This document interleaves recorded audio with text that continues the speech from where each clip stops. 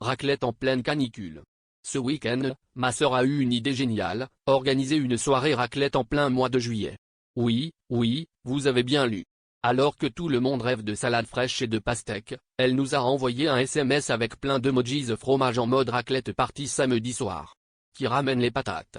On aurait dû se douter qu'il se tramait quelque chose, mais on a tous accepté, un peu par habitude, un peu parce qu'on n'ose jamais lui dire non.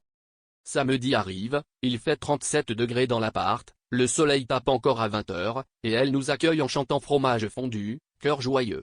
On se retrouve tous assis autour de la table, en short et t-shirt, chacun avec son éventail improvisé, mention spéciale à mon cousin qui a utilisé une boîte de céréales Frosties comme éventail.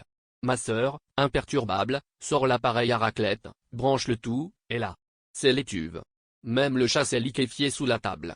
On transpire, on colle, on se regarde en silence, tous un peu hagards, alors que la température intérieure rivalise avec celle du four préchauffé.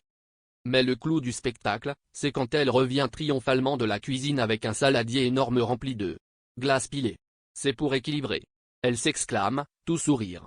Elle commence à verser la glace pilée dans nos assiettes, puis elle pose religieusement une tranche de fromage fondu dessus. Ça fait raclette tropicale.